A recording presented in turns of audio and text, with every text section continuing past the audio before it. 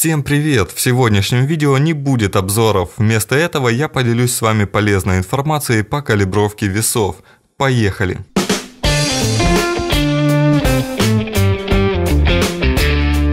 Потребность калибровки может появиться после замены платы или тензодатчика.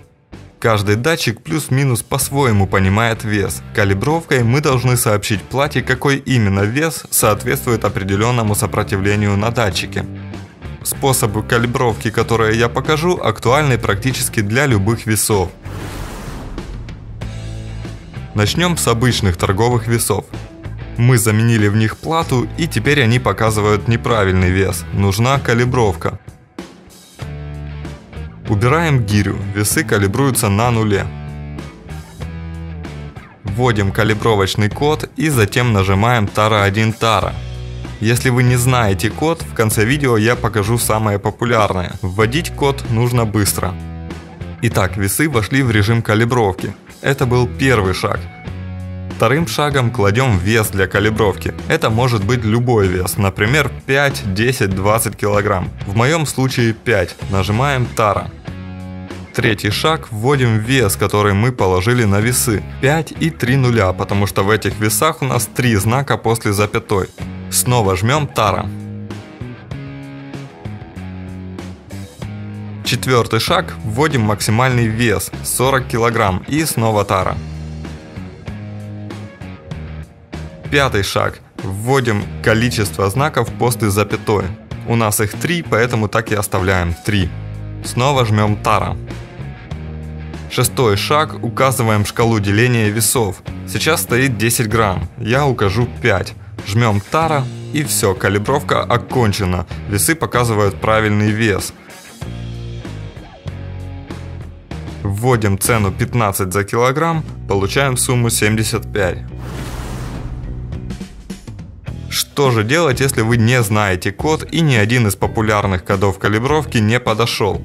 На каждой плате весов есть два контакта, которые нужно замкнуть, и тогда вы сможете войти в режим калибровки без кода. Платы бывают разные, но принцип строения у них одинаковый. Эти два контакта обычно стоят отдельно от других, и перепутать их сложно. Покажу на примере платформенных весов. Я решил заменить голову, но столкнулся с рядом трудностей и сейчас продемонстрирую, как их решить. В принципе, любая голова подойдет для любых весов. Нужно всего лишь соединить провода так, чтобы они совпадали по цветам. Белый с белым, красный с красным и так далее. Но бывает, что штекеры сделаны неподходящим образом, и подключив голову, вы обнаруживаете, что нет никакой реакции на изменение веса на платформе. В таком случае нужно либо перепаять провода на плате, чтобы они находились в нужном порядке, либо, что проще, поменять их местами на штекере. Сначала отсоединяю все провода от штекера. Теперь осталось только подсоединить их так, чтобы они совпадали по цветам. Итак, все подсоединил, включаем, и вуаля, голова реагирует на изменение веса. Ставлю 5-килограммовую гирю и вижу, что вес неправильный. Нужна калибровка. Кода я не знаю, ни один из известных мне не подошел. Обычным саморезом я замкнул контакты на плате. И теперь просто нажимаю Тара 1 Тара, и весы входят в режим калибровки без кода. Дальше второй шаг, ставим гирю. Снова Тара. Третий шаг, вводим вес гири, которую мы поставили, 5 килограмм.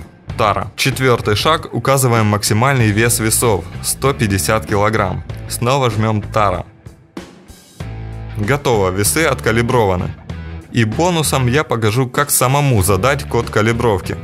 Когда контакты на плате у вас замкнуты, вводим Тара 3 Тара.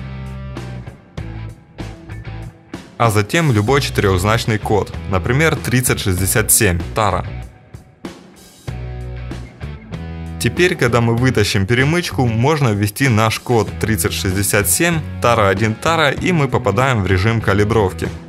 На этом все. Вот обещанные самые популярные коды.